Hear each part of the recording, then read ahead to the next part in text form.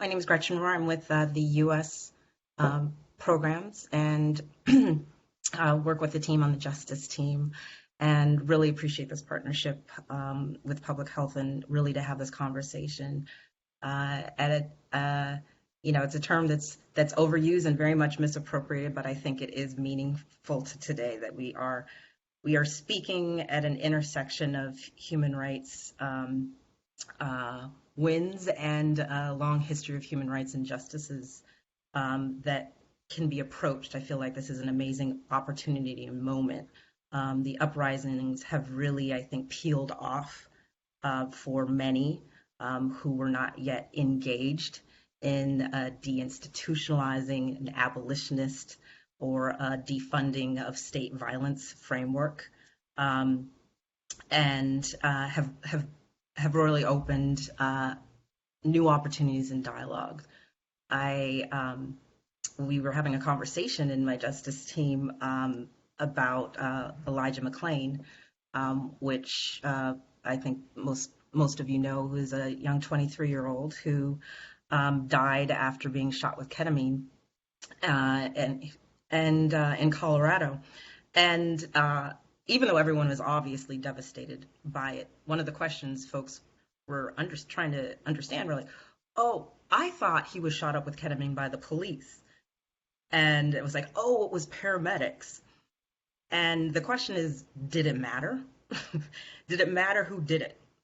The fact that there is a misunderstanding that some of the forms of forced treatment, violence, dehumanization, and abuses, which we are currently protesting within a form or a frame of policing, actually have for a long time operated, continue to operate, and unfortunately could increasingly operate through our medical and our mental health systems if we're not careful in using this moment to continue on the path that we are to fighting for the liberation, for the freedom, and for the bodily integrity and the health of everyone.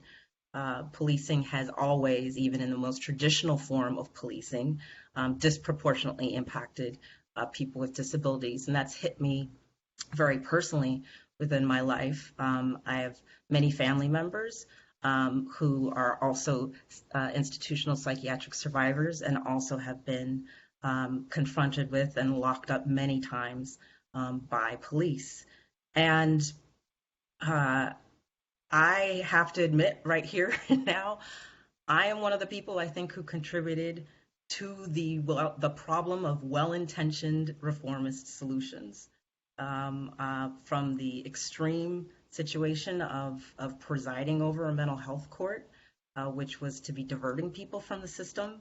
And we've now since learned about the ineffectiveness in the way in which they actually expand the scope of the system, to trying to adjust and, as was mentioned before, focus on training and shifts and changes to how police interact with people with disabilities, or even to increasing the inclusion of social workers and mental health providers on police teams.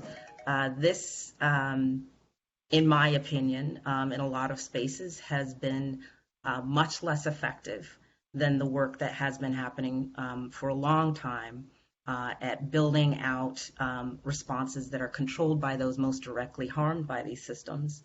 And we're going to talk a little bit about those solutions, because when people call for divest from or defund from policing and invest in community responses, the question is, what community responses? The question is, what community care?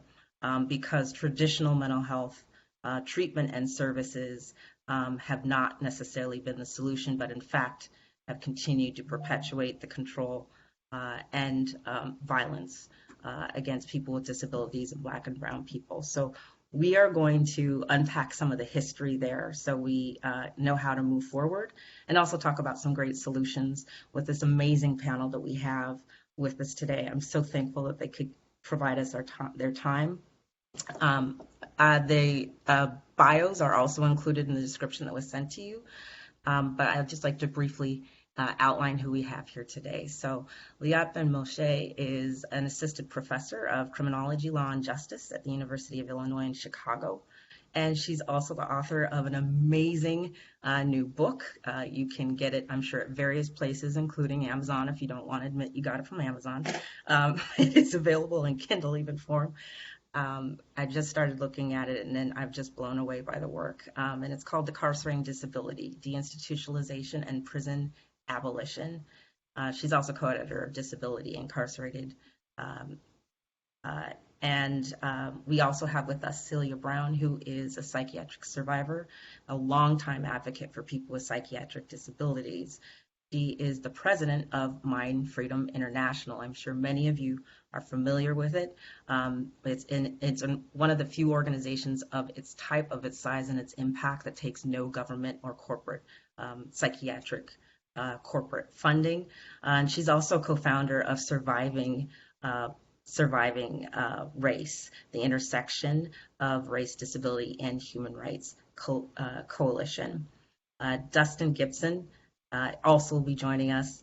He develops heart work that embodies a practice of disability justice to support marginalized communities and addresses this nexus that we're going to be speaking quite a bit about today between race, class, and disability. He's the co-founder of Disability Advocates for Rights and Transition, which is an organization led by disabled people who work at the tradition, in the tradition of deinstitutionalization. He's also the Access Disability and Language Justice Coordinator at People's Hub, which is a peer support and a peer support trainer with Disability Link.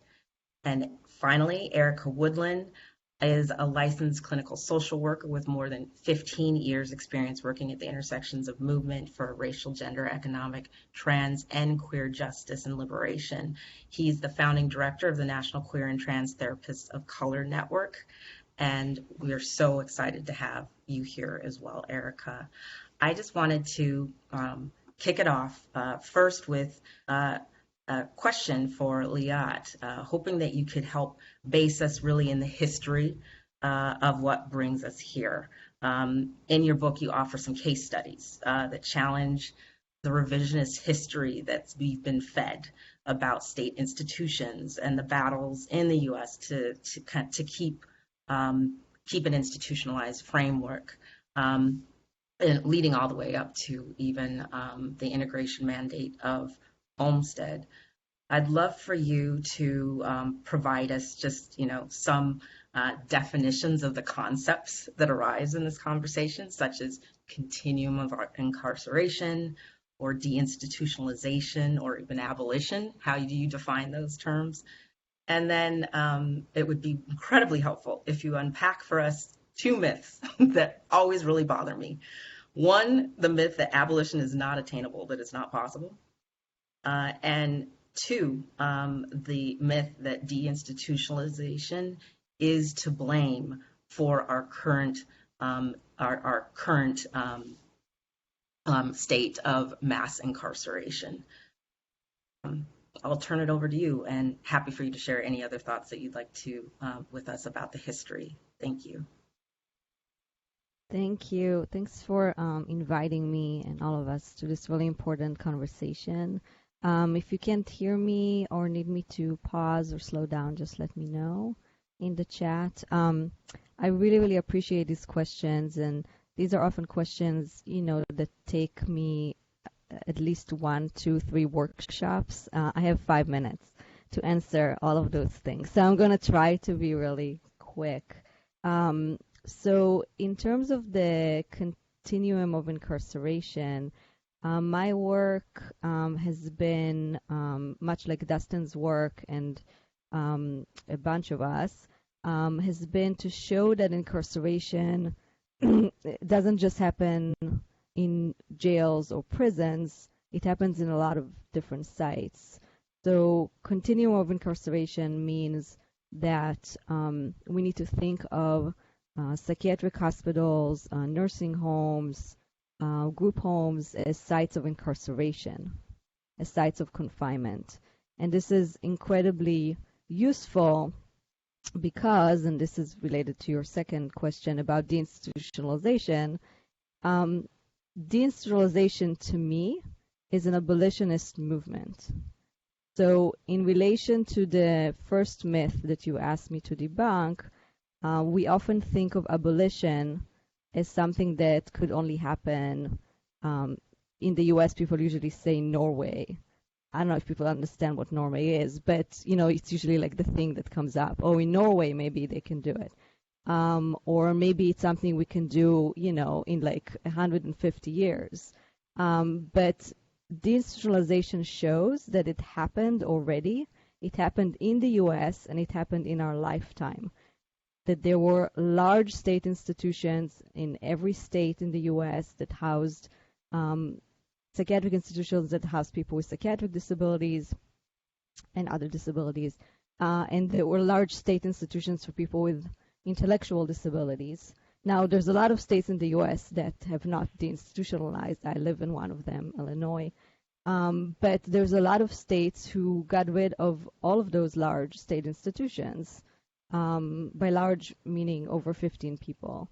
And so we had a movement that succeeded in getting rid of that form of institutionalization in some places, at least.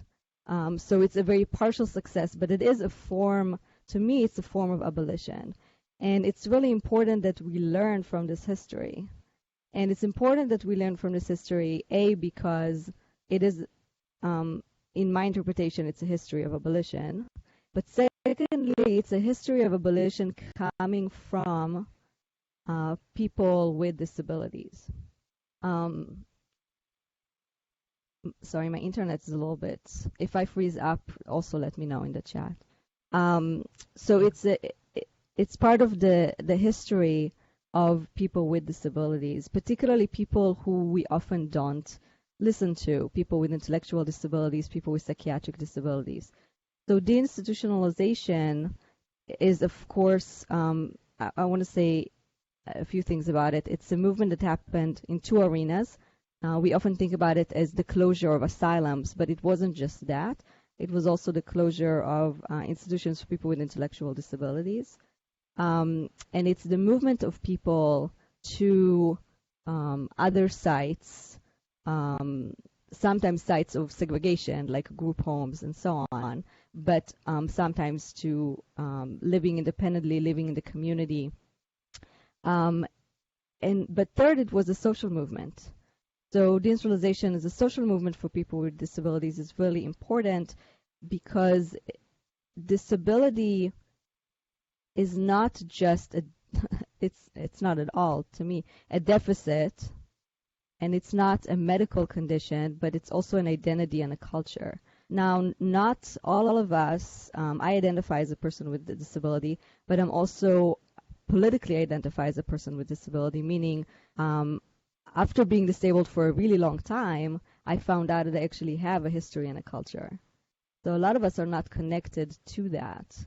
And part of that history is the history of deinstitutionalization. It's the history of people who fought. It's the history of people who fight right now, and so on.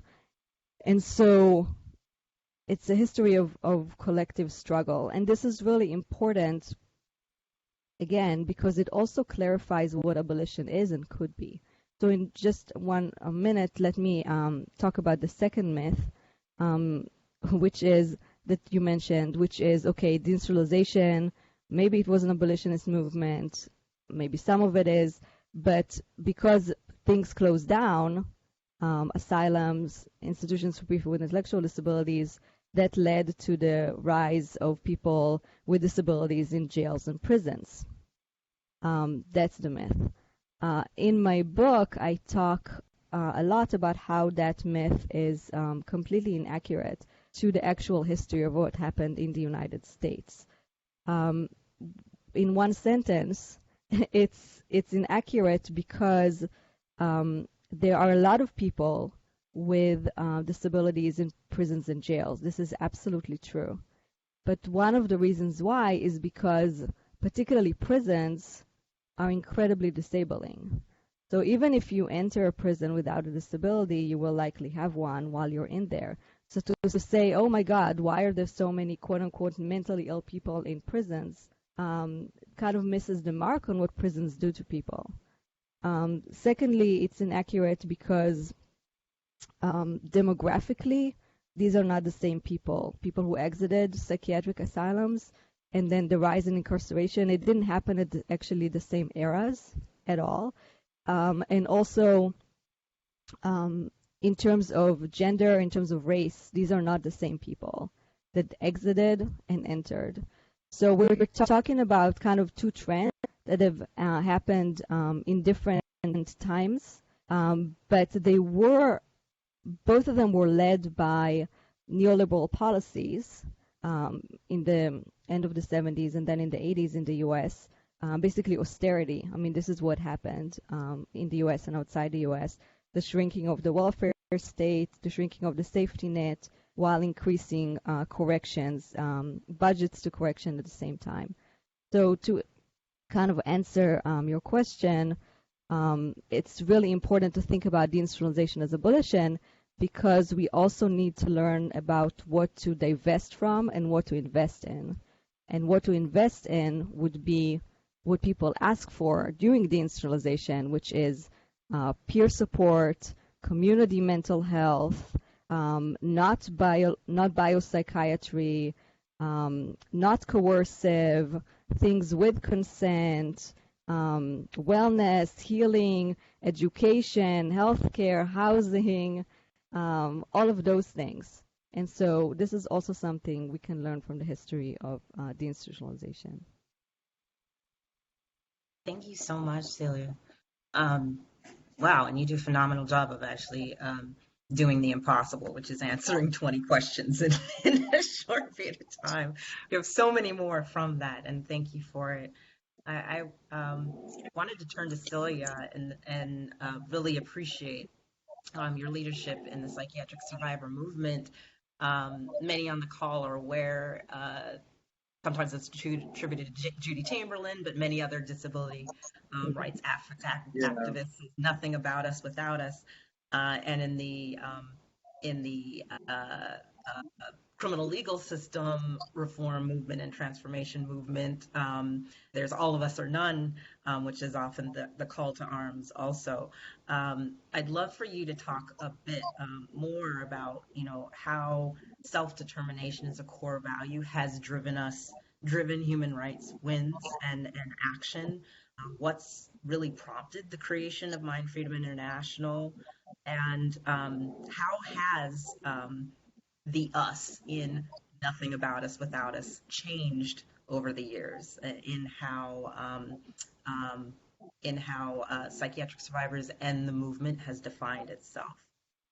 And then finally, if you're able to, love to hear how you would suggest we gain, for those who are less familiar with peer-driven, psychiatric survivor-driven solutions, how we can gain greater familiarity with the vast range of these alternatives when we are developing new ways to invest as we defund policing.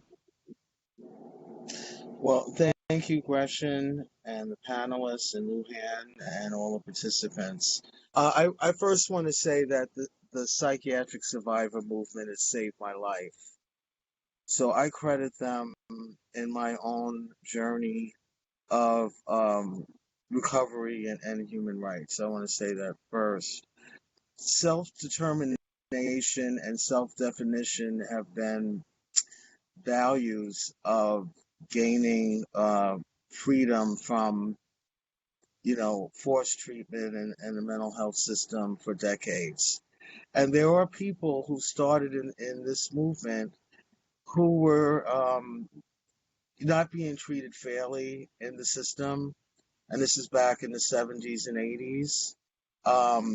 Were just getting treatment against their will for, shock treatment, unwanted psychiatric drugs, never being asked, how do these treatments affect my life as a person? So then, and also now in 2020, people with psychiatric disabilities are treated as if they don't know what what their decisions in their own life should be. It's being made for them, and it's a lot of reasons for that in the mental health system. But I think that mind freedom has um, created a space where people can talk about abuses in the system, their rights, how they want to be treated.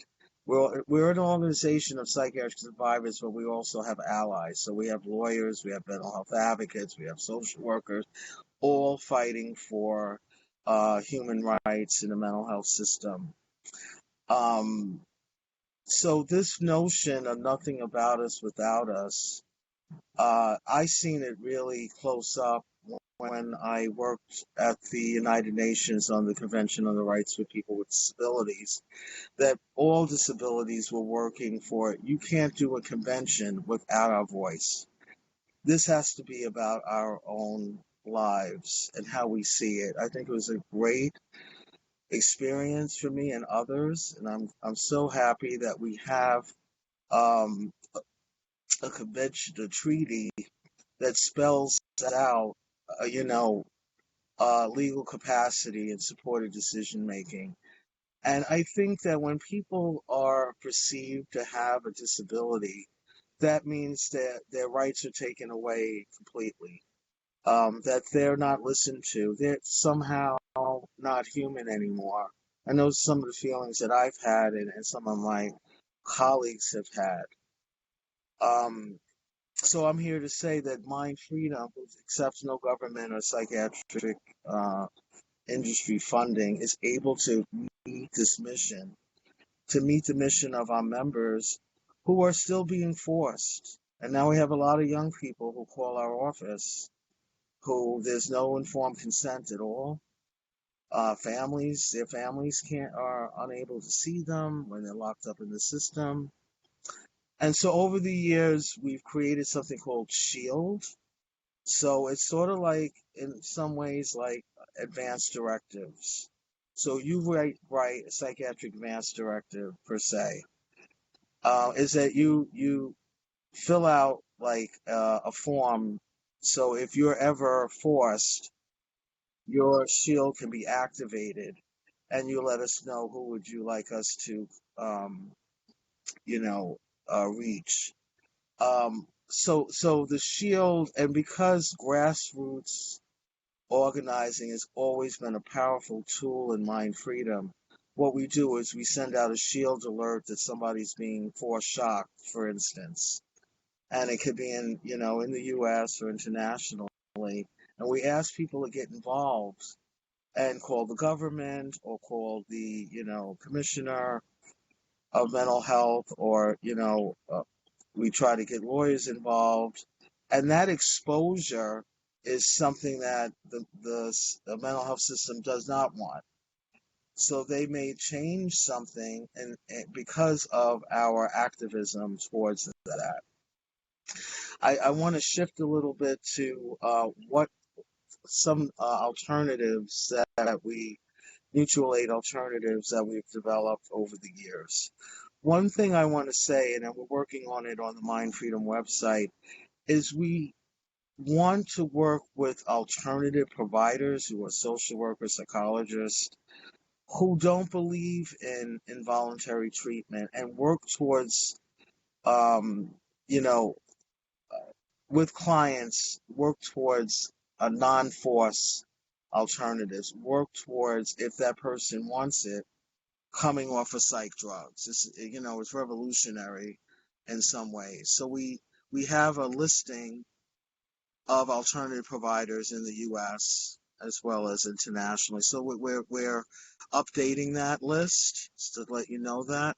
And for years, we've had a conference called Creative Revolution, where we brought together alternative providers who were doing, peer respite, who were doing peer support lines, we're working on centers for people to come off of psych drugs, which is also a taboo thing, because when people think about mental health treatment, they think, oh, are you taking psychiatric medication? Are you taking drugs? You're never like, well, how are you healing? Or what is your wellness about? It's never in the conversation. So we wanna change that. We're a small organization doing big things. We have these peer respites instead of emergency rooms, which is very costly, where it's a home like environment. It first started off with Soteria House that was created by Dr. Warren Mosier, who was no longer with us, but who also was on our Mind Freedom Board at the time. So it's based on that. You can get the book Soteria House too, and Google that. And one of the things I want to mention is two of our Mind Freedom Board members who are psychologists, they work in private practice, is they work with people that go through psychosis or altered states, we call it. And so the remedy is not, okay, here's meds. It might be part of that if that's what the person needs or wants, but it's about really listening to the person and staying with the person. They've stayed with people for like 5 to 10 hours and meeting with the family and what can we do? Let's come up with a plan on how we're going to, um, heal and heal the person. So families are especially important because they go through this. They don't really know what to do when someone is having emotional distress or they're acting funny or, what do they do? And they are concerned. So that brings me into a little bit about Surviving Race, which I'm a founder of it since 2014. And in 2014, this is when we were having police brutality. Eric Gardner in Staten Island, New York, who was choked in a chokehold. Michael Brown, who was shot. And there was so much community unrest that people of color, black men in particular, can just be shot and killed just for who they are.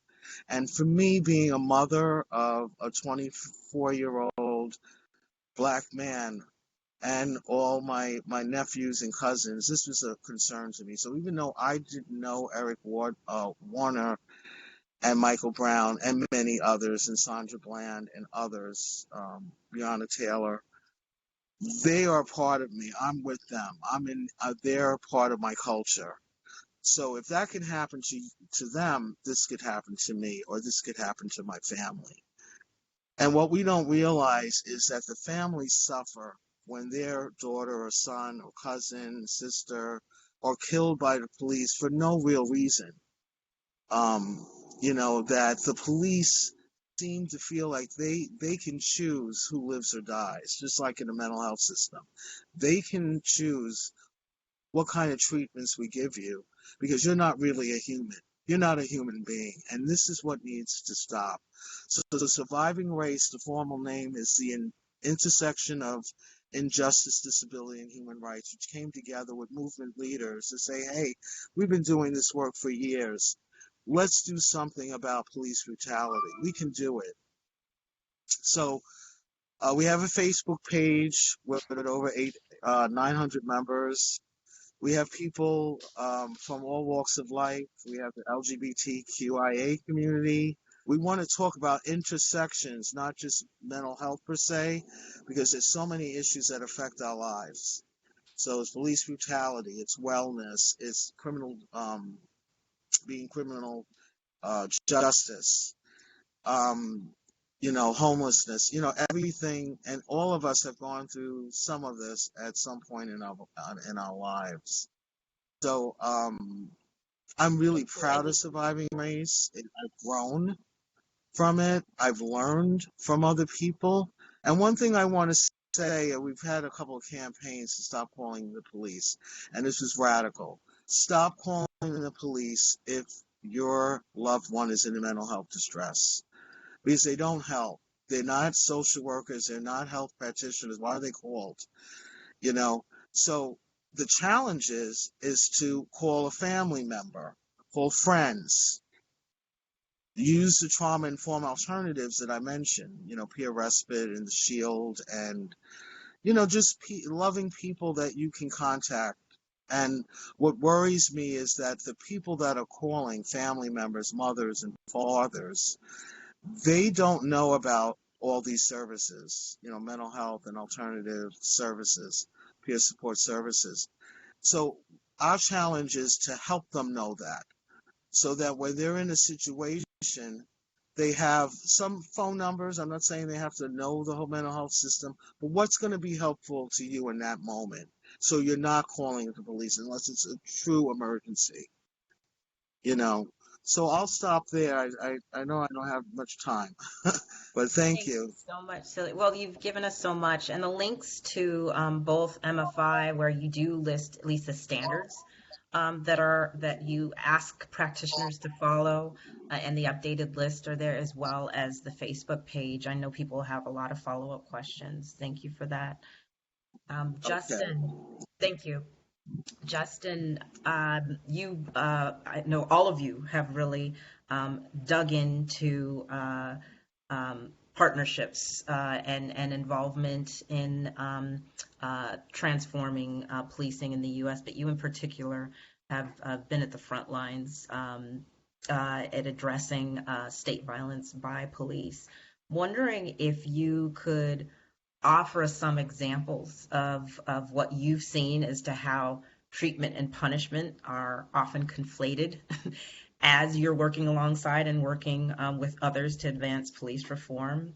And what are some of the ways that communities are disrupting the use of mental health or behavioral health or social services as alternatives being used to control freedom and the movement of people with disabilities and Black and brown bodies? Hey, this is Dustin. Just a brief visual description. I'm a light-skinned Black person with a beard, red St. Louis cap on. I have like green behind me, a backyard, and I have a white T-shirt that says "Free Josh Williams." Josh is still serving 8 years in a Missouri prison based on his participation in the Ferguson and St. Louis uprising in 2014. He went in right after he turned 19 years old. He just turned 24 last November. So we're still fighting for his freedom, and he is very much a part of the one of the reasons that we continue to have these type of conversations around the carceral system.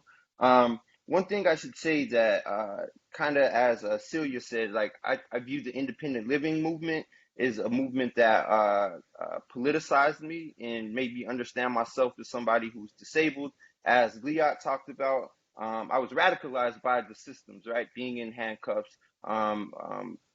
having my freedom restricted in institutions that I didn't want to be in, being forced to take medications, and having that be a prolonged experience, one that stretched many years and still continues in many ways. So the independent living movement, one in which kind of coincided or is an auxiliary response to the institutions and deinstitutionalization, being one that talks about disabled people as the experts of our own lives and understanding what we need. So the things that Leot lifted about like what do people need are like really important when we're having conversations about, at least for me, I don't have any interest in transforming the police, more so abolishing them. But not just the police as we traditionally view them, but all forms of policing, right? So Miriam Kaba often talks about forms of soft policing or getting rid of the cops in our head.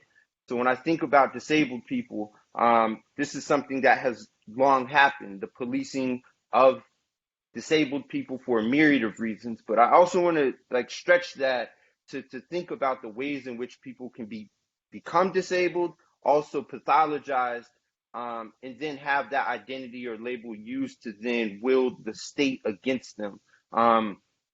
So also I'm kind of like all over the place. So I'm going to try to like bring this around. So I'm thinking about the pathology, how Black people in the U.S. have been pathologized, right?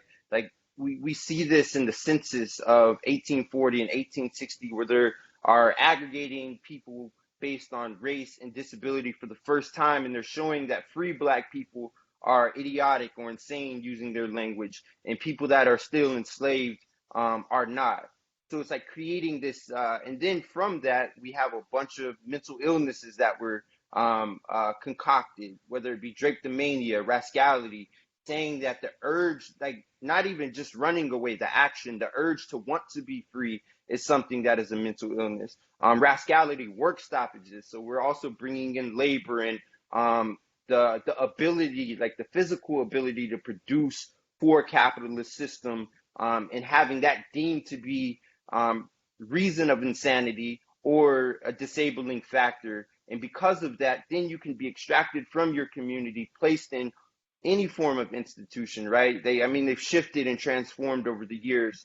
And then capital can be extracted from your literal body, just from your presence in a place, right? And we know it's not solely about profit. A part of it is about our uncomfortability with disabled people in public. I think about people like Natasha Mckenna, who in the US, I think this is around 2015, initially had the police called on her because she was acting in a way that somebody deemed unnecessary in public or deemed to be deviant in public. And that started a trajectory which eventually led her to being murdered brutalized and tortured before murdered in a jail in Virginia months later. But that conflation with treatment and punishment. So with Natasha Mckenna, it begins with them involuntarily committing her to a psych ward where she's going under the guise of treatment, right? This is not something that is new. Like that, the idea that the urge to run away from a plantation would be something that is a mental illness was treated with either whipping the devil out of you or a bath and sunlight and hard labor. We see it today with if you miss a methadone appointment at a clinic, which they set a lot of the times, it could be 6 in the morning, it could be 3 p.m. with complete disregard for a person's life, that you're punished with withholding that treatment that you're there to receive. And then also in modern times, we see this in the US, at least, in resisting arrest or disorderly conduct. These concepts that have been manufactured to describe this wide range of whatever these behaviors are, that people can't explain, right? No judge, no lawyer, no officer, no one can tell you what disorderly conduct is. But what we can tell you is the jails are overwhelmingly filled with disabled people, right? So there's something in there about behavior and how we can be in public. And as Liat said, I think our understanding of disability, the Western understanding of it, is very much around an idea of impairment. So ways going forward, I'm thinking about people like Ruthie Wilson Gilmore that talks about, in order for abolition to happen, the one thing we need to change is everything. And a part of that everything is our conception of what disability is, and what it is not, and how the state has created and manufactured disabilities in order to wield wield the state's power against a certain population. I think I'll stop there. And also, Celia mentioned even the convention, the UN Convention on People with Disabilities. Like the U.S. has yet to ratify that, right? But that's not an anomaly. The U.S. has ratified, I think, only like a third of the core human rights treaties that the UN has put forth.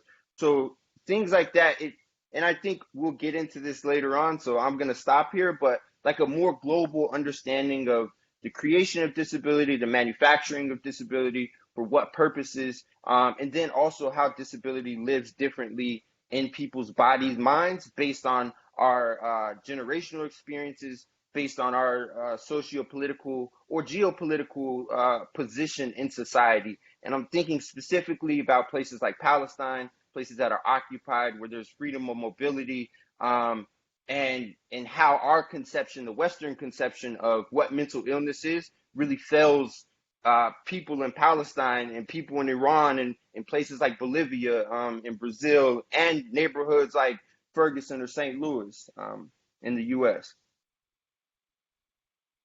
Thank you so much, Dustin. And yes, you always get me with a good Ruth Wilson Gilmore quote. Because absolutely, of bringing in the frame that yes, everything needs to change, yet it can happen in so many immediate ways in which we shift our culture. It's right in front of us, and as stated by Leah, it's actually already happening. And it does involve everything. Appreciate that. Um, Turning to Erica, and thank you, all of you, for your patience. I've been doing a terrible job of managing time, and that everything you all are saying is so powerful. But after Erica speaks, we will be opening up to questions, so people can feel free to start adding those into the chat if you'd like. Erica, you have stated before that your advocacy involves politicizing other practitioners, not to conspire with the state in perpetuating harm. We've heard so much and are aware of so many of these harms. We'd love to hear about what does it look like in your advising and in your work to unwind that. And so, love for you to tell us a little bit about that.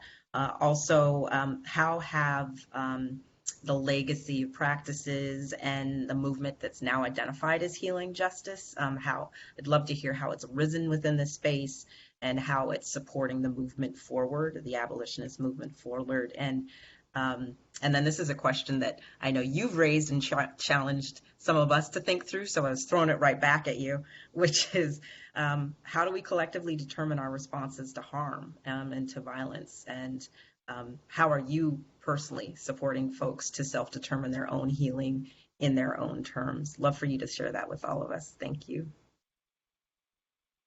Thank you, Gretchen. Just want to give so much love and appreciation to everything that's already been said. Dustin, Celia, Liat, this panel is fire. I feel really honored to be here. So I really want to start off with a little bit around how I came into this work. As a young person, I was deeply politicized by studying the history of the Black Panther Party, growing up in Baltimore City, and really coming into work where it was very clear that my experience was different because I had certain educational opportunities, right? But that I could have easily been in any number of institutions that is perpetuating harm in this community right now.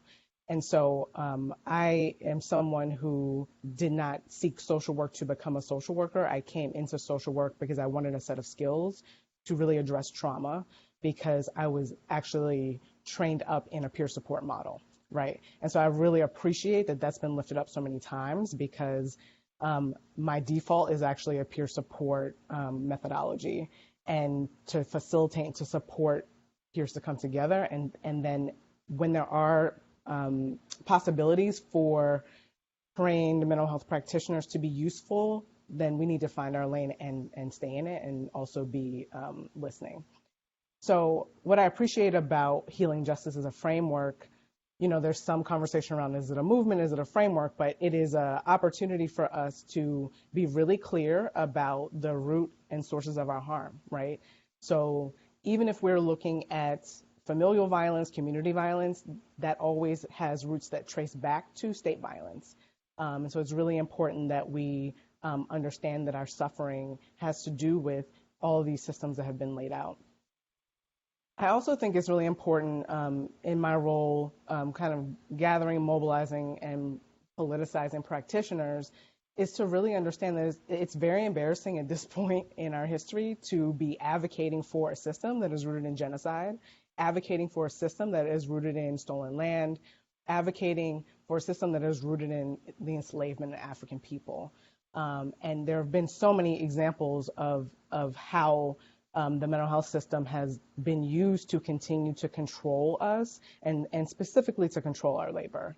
So when we're thinking about the role of mental health practitioners, the role of therapists specifically, I think a lot about the specific ways that the practitioners that I'm in communication with, and also myself, we are supporting movement leaders, we're supporting folks who are doing organizing on the ground, because that work is a direct confrontation of the state, which means it's going to escalate experiences of trauma, right? And we can see this from the way that right now the state is responding to us rising up to be in our dignity and to be in our freedom. So a lot of what I think about in regards to healing justice is that we need all the tools, we need all the methodologies, and we need all the strategies. And unfortunately, because people don't recognize a lot of these ecosystems of care that we've had in our communities forever, that gets lifted up as the thing and the solution. And what I'm here to say, and we have plenty of examples on this panel, is that these ecosystems of care already exist because guess what? The state is not out here trying to save us, right? These systems were built to harm us. These systems were built to annihilate us, and these systems were built to exploit us. And so what I think is really beautiful, and I think the opportunity that we're sitting inside of, is what does it mean for social workers specifically, right, who I feel like are an extension of the continuum of incarceration, who often are kind of the liaison and feeder for prisons and jails. What does it mean for us to refuse to play that role? What does it mean for us to actually be in deep partnership and collaboration with these ecosystems of care that are built out by folks who are survivors?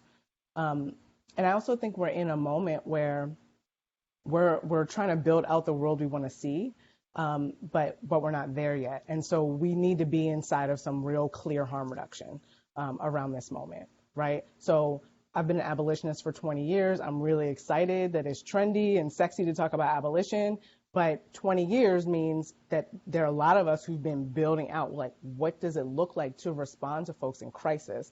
What does it look like to respond to folks who are experiencing trauma? And therapy and medication are two options of an array of options. And I think we really need to start to invest in and legitimize some of these community-based strategies that we've had to rely on for our survival. And I think with that, I want to just close with, this opportunity to consider what does it mean to also have a really direct intervention around the child welfare system, and specifically the role of social workers in that system, which very much increases and perpetuates cycles of intergenerational trauma. And also, we know that outcomes of families and young people who've been exploited by the system, the outcomes are far worse than when the system does not intervene. Thank you so much. So much to carry there, so much to hold, and so much to discuss. We do have, this was set for continuing through 10:15. I know some people may be dropping off as you jump into other meetings, but we have time now to open it up to some questions from those who are participating before circling back with the panelists. I wanted to first kick it over to Faraz to see if you had a question. As other people, feel free to just list your name or your question in chat, and we'll raise you up after Faraz. Thanks, Gretchen, and let me just repeat the thanks for our panelists for such powerful presentations. My question is around the corporatization of mental health and the corporatization of carceral systems, and the privatization of those systems. I would be interested to hear from panelists about the disproportionate impact of the corporatization of those systems on Black and brown bodies. What has been your experience of that, and what can be done to interrupt that? Because I know that we have spoken a lot about state power, but I feel as though corporate power is an increasingly important consideration for us as well. So I'd be interested to learn more about how to interrupt corporate power and its disproportionate impact on Black and brown bodies.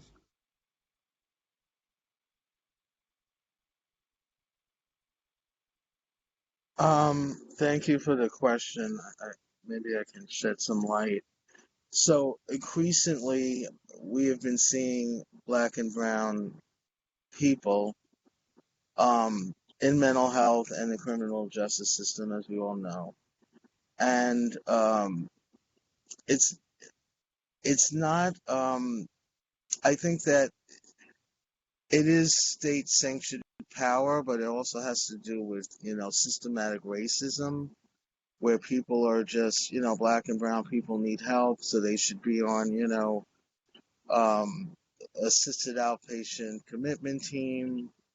Um, there's so much. I think what we need to be doing is getting this statistics out, or how many black and brown people are being in these systems, which we don't always do. We do it generally. I don't know about the corporate power. You're talking about that in the community, like nonprofit, or just, um, oh, can you just talk about that a little bit more?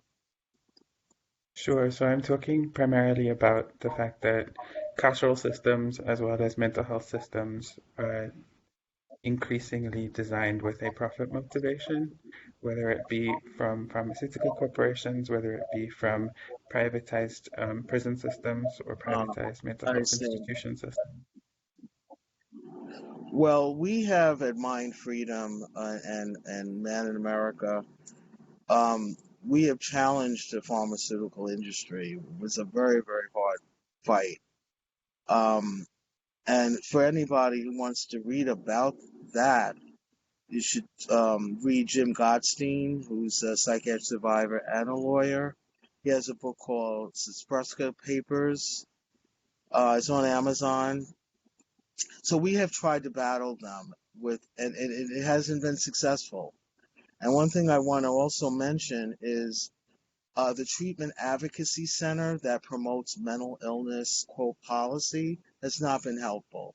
They have destroyed our survivor movement. They have gone in front of the media and corporate entities like pharmaceuticals to say that we need to be, we need to be institutionalized.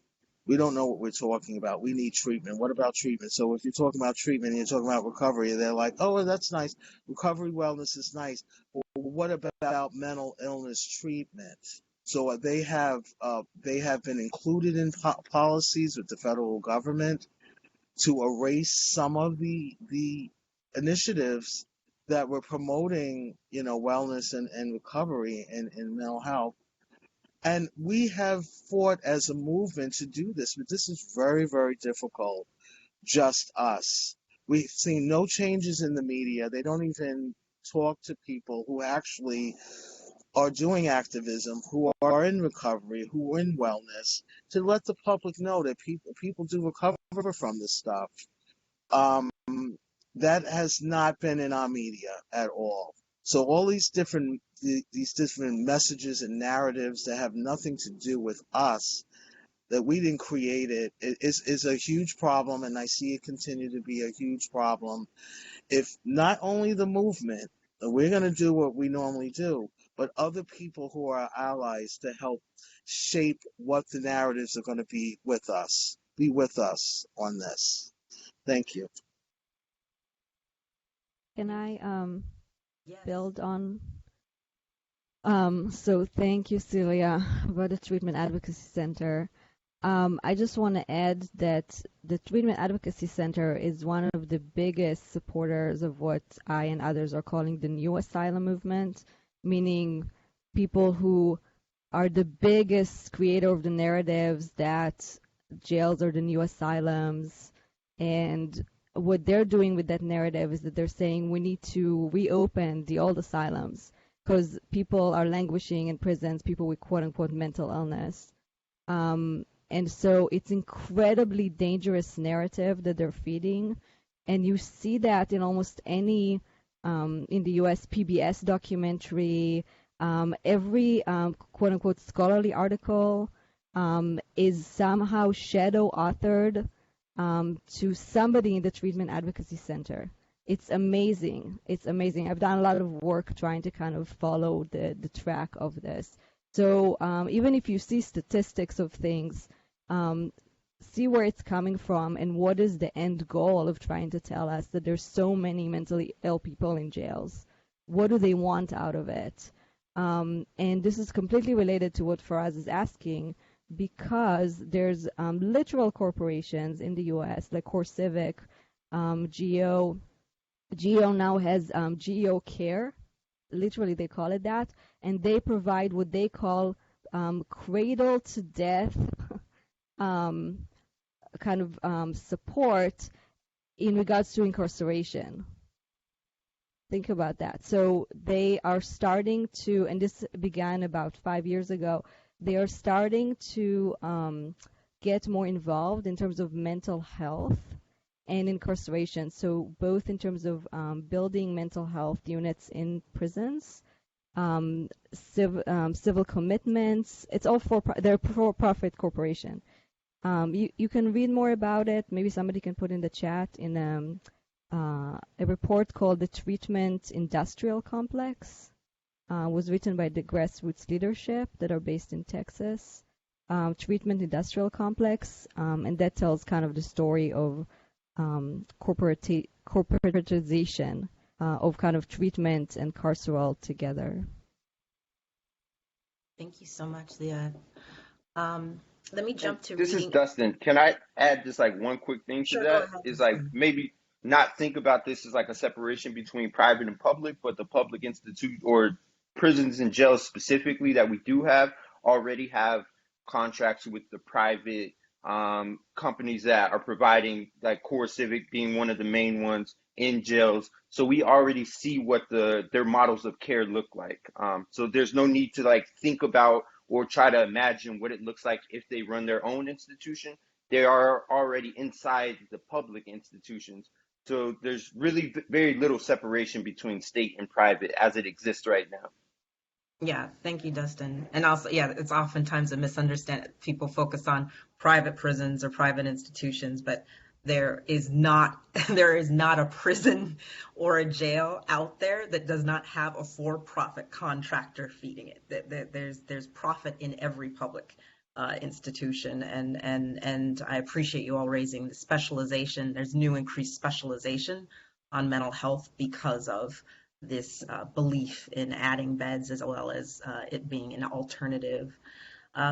I wanted to, Sue stated that she had some noise behind her, so I'm going to read out her question. She states, how has COVID impacted all of this in terms of resources, as well as the fact that a lot more folks are struggling with mental health issues? Would any of you like to jump on that question? I'd be happy to share a little bit.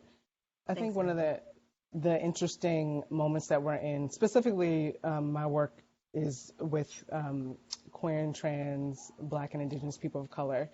And because our mental health has always been an issue because of the experiences and the systems and structures we have to navigate, it feels like more of us are experiencing things that a lot of us have been experiencing for generations. But because everything's been driven to a virtual space, I've actually seen more accessibility. Because if you are seeking mental health support and the primary way that you can receive it is virtually, that actually opens up some of your options, especially if you're in communities where you don't have practitioners who are rooted in a set of values or from your community. So that is not a silver lining at all, but it is just to say that in this time of chaos and in this time of instability and increased violence against the communities that we're talking about, I don't know a therapist right now who is not full. And I know the people who were able to pivot to providing telemental health have talked about how important it's been, and also because now we can do this work across time and space. But the reality is we still don't have enough resources. That's just the reality. And all these resources are still largely inaccessible. But what I will say is, because our community is full of very creative, sick and disabled people, we've been using the virtual space to connect and to support each other before now. And so now I just think more of us are kind of waking up to these strategies that a lot of us have relied on. Hi, thank you, Erica. That's great.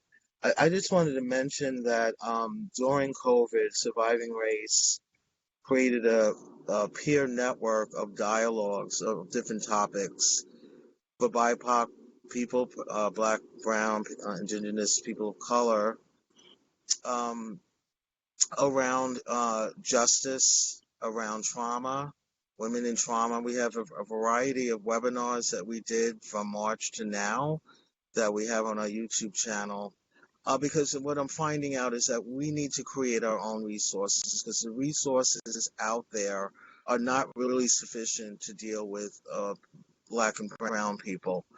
So I think we're in a position now to create some resources that really make sense for us. It doesn't make sense the way that things have always been done.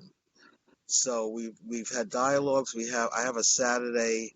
We promote and sponsor a Saturday 1 hour with two people of color who run a reframing crisis, self-care and community care, and it gives people an opportunity to just talk about these different issues. So I just wanted to mention it's at 5 o'clock to 6, because I'm seeing like on Zoom, people can't be on like for hours at a time.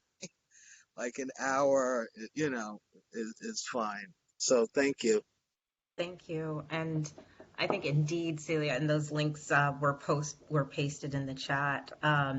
There is definitely, you all have been definitely leading what is also a major, you have been leading what is now a new attention to mutual aid, I think, which has arisen out of the pandemic. Some of these self-help and mutual aid responses and needs, which have always driven and kept us alive, have gained some new traction with the pandemic, and I appreciate you all have shared that with us as well. I'm going to jump to another question in the chat, keep the conversation moving with Deanna. Did you want to state your question directly, or would you like for me to read it?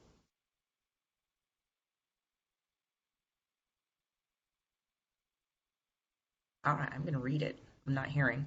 So Deanna writes that there's growing interest in expanding mental health treatment, and that's in quotes. So we understand it's the traditional forms of maybe the abusive forms of treatment or institutionalized treatment around the world. Tell me, Deanna, if I'm interpreting that incorrectly, but I think you mean the forms of treatment that we do not support. The expanded use of mental health treatment around the world. Development agencies are putting efforts behind this. How is the U.S. disability justice movement linking to global disability rights movements to counter this? Would anyone like to speak to your work or what you've been saying of the global disability justice movement encountering the new expanded development agency involvement with mental health treatment?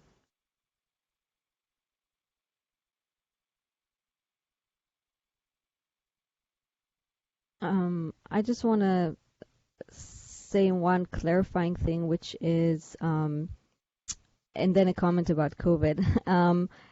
The clarifying thing is that disability justice is not a movement per se. So it's not like the disability rights movement or the independent living movement. It's a frame of thought developed by BIPOC people. Dustin can, talk more about that. And developed by queer, gender non-conforming people in the U.S. and Canada, so North America particularly. It doesn't mean it doesn't would kind of translate or doesn't understand itself as a global movement, but I don't want people to conflate it with disability rights or the UN or CRPD or any of those things, because those are totally two different things. So it doesn't answer the question at all. I'm not saying that's what Diana was saying, but I just wanted to kind of clarify that for people, that those are kind of separate and sometimes contradictory frameworks to think about what disability is and to think about our liberation. Sometimes they work together and sometimes they do not.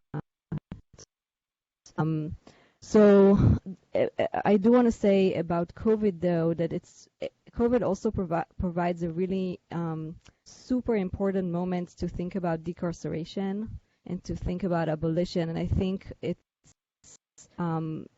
one of the things that made, I think, the current racial uprising in the U.S. so kind of momentous, is because it's really what is happening right now in congregate facilities is unbelievable. And I think to all of us who have worked in this field for so long, for the liberation of people, I mean, we knew that this would happen. We know this from the spread of HIV/AIDS, from hepatitis. We've been talking about it. And now there's a virus that, yes, affects everybody, but it doesn't affect people equally. People in congregate facilities can't be 6 feet apart. They don't have masks. They don't have hand sanitizer. They're not allowed to do, social distancing. This is not something that can happen. And in a variety of places, including where I live, over 50% of the people affected by COVID are in congregate facilities like jails and nursing homes. And so it's an incredibly important moment for us to be like, no more, let's get people out. We don't need people in these places. And everything, anything would be better than people dying right now of a virus that's very obviously like spreadable in these places. So I just wanted to kind of bring that to the forefront. And this is Dustin.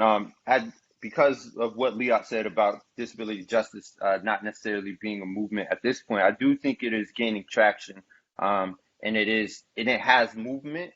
So I don't think I'm able to, or in a position to respond to that question directly about how it's linking. But that delineation between the rights and justice model is very important understanding, because right now we're seeing accessibility increase, but access-centered practices still not be a part of the work that we do. And that's where we want to get to, is access as a practice and a verb and an action, rather than just, a checklist for accessibility purposes. One thing I will say about COVID is that it has allowed us the opportunity to see what many people have seen before. And this is the reason why disabled people at the center of these conversations are important. And when I say disabled, I'm not only speaking specifically about people with psychiatric disabilities, or what we'd refer to as any mental health issues. I'm speaking broadly about disabled people.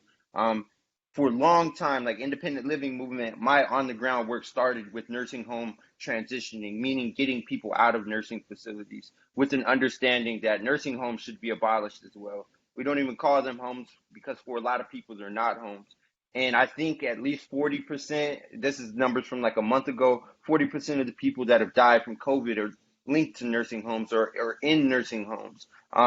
So that is like one of the very important things that have come out of this, is to show like the real harms of these institutions, and that viruses spread way prior to COVID. I'll stop there, but I think the connections and the carceral logics of the institutions is one of the things that we're witnessing now, like in front of our eyes. And I don't have a lot of optimism, because of the way that they're geographically dislocated, because people are literally disappeared. I still think that there's this uncare that we have as a society about people that we deem to be disposable. Thank you. Thank you. Absolutely. And for a reminder to us, I mean, people keep saying, have you spent time inside any of these nursing homes? I used to work with protection and advocacy centers and systems, and there's been close attention to recognizing how under-resourced they have been in monitoring, and how seriously did they take their responsibilities in preventing these abuses that have been proliferating during the pandemic as well, continuing to. I recognize we are at 10:15. We have two people who are trying to get their questions in really quickly. So I wanted to be able to stack their questions and then allow for final remarks for each of you all to respond to them. So if we can have Sahila, if you want to state yours, and then Jeremiah also. I see that your hand was raised. We'll stack those. Thank you, Gretchen, and thank you so much. Very interesting discussion. My question was linked to what you were saying about the fact that there are, so many people with disabilities inside jails and prisons, and also that prisons are disabling people. And I've been hearing a lot from criminal justice advocates lately about, prison abolition, and etc. And I was wondering how connected they are with you and with the disability movements, and how joined up those goals are around deinstitutionalization and not just jails and prisons. Thank you, Celia. Jeremiah, did you want to get your question in before our panelists each close out? Yes, thank you so much, Gretchen. Thanks to everyone. It's so great to see the movement alive and well. I'm from Canada, originally in Toronto. Mad identified myself, a lot of Mad Pride organizing. I just want to get your sense, because you all have such a great analysis of institutions and a way to move forward, I think. I've done a lot of thinking myself too, and with other folks. Also just about the idea of saneism and how it runs through all of our institutions and practices and cultures. So I've always thought about, do we want to focus on specific institutions at this point in history, or do we need to think about saneism as it permeates everything? You talked about families. I'm also talking about workplaces. I'm also talking about schools. It's like when we get outside the institution, there's still the rest of life, right? And but right now I know the time is so intensified. I want to think about, is it about the specific institutions right now, or do we start to continue to work broadly? Thank you. Thank you. So we have the question for each of you, if you wish to address, relating to how movements are connecting across those that are challenging. Let's put it to violence within the criminal legal system, the prison industrial complex, those addressing violence within the mental health system. How are those movements connecting? Also a question relating to saneism as it operates outside of institutions, possibly even outside of state violence framework and just in our everyday lives. And so I'll pitch it to you, and then I would say my last question for you all, if you wish to answer, is really what's giving you hope at this moment going forward. What's bringing you the greatest hope? So feel free to tap on any one of those three questions. How about we go back? I think. Oh, Celia, if you want to jump in, go ahead. Well, I wanted to jump in on the saneism. I think that's what we've been working on for decades. That people are different, and it's fine, and they're diverse, and it's fine, and we don't have to be one way. I think increasingly where there's been violence for Black and brown people, but there's been violence for trans people as well, and we have to focus on why that is. So we have a broad tent that maybe this has been happening for a while, but now it's very visible. So I think we have to work on that. I think we also have to work on systematic racism, because our people are still in the system. I know that some people don't work in the system, they don't want anything to do with it, and I get that, but they're still being harmed. So I have to figure out a way, how are we going to work on that so we can get them out of the system as quickly as we can so they can live their lives in the community. Thank you. Thank you, Celia. Erica, can I turn to you? Absolutely. To address all three questions in a minute. I spent a lot of time building with people who sit at the intersections of healing justice, disability justice, and transformative justice. And so I can't speak about kind of more broadly how these things are connected, but I know the folks that I'm deeply building with are, it's the same people. The same people who have been talking about abolition for 20 years and building out strategies to address harm and violence are the same people who are talking about DJ and the same people who are talking about HJ. And largely it's BIPOC folks, queer and trans folks, sick and disabled folks in their leadership. What I think is giving me hope about this moment is that I believe that the communities who are most impacted by what we're talking about are the antidote to what we're experiencing right now. And so more people are paying attention to that.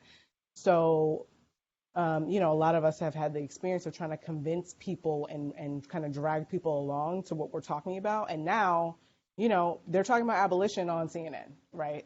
Like people are like really interrogating and like grappling with things that, I never thought I would see in my lifetime. So it gives me hope because I think we actually have all the answers and wisdom. And to just back up what Cecilia said, these things have been happening. And so how do we remember that? And how do we understand that the fact that that isn't common knowledge is by design? Thank you so much, Erica. Dustin, can I turn to you? This is Dustin. Yeah, I think the movements that have traditionally, I agree one with what Erica just said. But then I also think the movements that traditionally have focused on the abolition of prisons and jails often have not thought about asylums and state institutions and state hospitals and all of the other forms of confinement that exist. And I think in this moment, we are doing that in a different way. I think more people are naming ableism. I think more people are looking to other systems like, the child welfare system, or as Dorothy Roberts would talk about, as the family regulation system, as a form of how people are policed. And I think those connections are being made for us in real time. And people are now in a virtual space able to connect in different ways, which I think is one of the things that has came up. And then I guess the last question that you talked about, because I can't remember the second one, you asked what gave us hope, and taken from like Miriam Kaba is like thinking about hope as a discipline. What gives me hope is to know that where we're at now is like where we've been before, and that study and that rigor that it takes to understand ourselves in this moment and understand like in what new skin will the old snake come forth type of situation. That study is what gives me hope, because people have imagined worlds that we live in now before they were reality, so we can do the same. Thank you so much, Dustin. And we'll include Miriam Kaba's delivered quite a few resources and supports to our networks and to OSF actually directly. We've, as a Soros Justice Fellow and supporter. And so we'll include her What Works, which just came out. It's just coming out, actually. I think still maybe in draft form, but that she's producing materials on what works, and then also her Defund Police toolkit that was created through Interrupting Criminalization. Include those resources as well as some great videos in what we send out to all those who did RSVP to this call. Liat, I turn to you. Thank you. I don't think I have very much to say except that, and this is maybe the hope and maybe the caution, I don't know, but when Celia and other people have been saying we need to build, I think it includes all of us, including people who are participating in this call, including people who do philanthropy. To me, there's a hope and a caution. In that, the caution is that a lot of what we say sometimes gets taken up as something else. When we say abolish, we mean abolish. When we say defund, we mean defund. When we say no new whatever, we mean no new whatever. And I think it's really important to take us by our word on this, because we are a part of long lineages of these struggles. So those of us who, like myself, are kind of researchers, those of us who are practitioners, those who have, and so on, we're connected to kind of the roots of some of these ideas. And so the hope is that some new folks are coming into the fold and learning about this. And again, I do hope that they take it up as it's intended, and build with us. And I think that in a lot of ways it is what is happening right now. So I do have hope for that. And that was a kind of a roundabout question answer to the question about how are abolition and disability connected in a way. I'm happy to talk more about that. I will just say that, when I started doing this work 10 years ago, I'm not from the US. When I started doing this work about 10 years ago when I came to the US, I don't think there were a lot of us who did both abolition work and, I mean, prison abolition, I'm sorry, to be specific, prison abolition connected to deinstitutionalization or abolition of other carceral facilities connected to an understanding of disability justice or ableism. There weren't a lot of us who were doing that work, and I think now it's a little bit more, gaining a little bit more kind of traction. So that's also a hope. Gretchen, I realized I didn't say anything about hope. So Go my ahead, hope is Celia. for the Bring it home. intersections. I love the intersections that, mental health was over here and they didn't, they weren't with the criminal justice system. Everything was just so siloed. And people are not siloed. They go through all of this. They could be in jail, they could be in mental health system, or whatever. And so I'm very happy about that. I think that this is really going to change our society. And being diverse, I think is the most important thing. What I would like to see is my hope for is that we bring all of this knowledge that we have on the panel and participants and beyond actually to the community. So we get out of our family of all these different issues of human rights and abolition and everything, and go in the community to let them know, hey, we're doing this work. Like, maybe some families would benefit from this, and individuals that are in the community that never hear this. They don't know what's happening. So their narrative is going to be, well, let's just lock them up in a hospital or prison or take psych drugs, or, when are we going to get our narrative out there in the community? And this is hard. It's a hard thing, but I'm hopeful that I have been working on it. So hopefully I'll have some answers to it at some point. So thank you, everyone. Thanks so much. I appreciate that. That is such a good charge for us to walk away with, everything all of you shared. But really, I think a key takeaway is, one is our responsibility.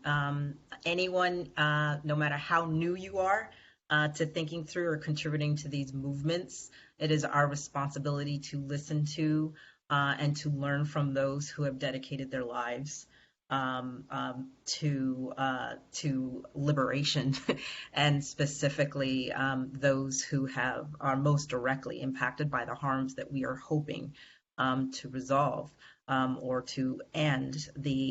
There are abolitionists that I appreciate that we have within this call.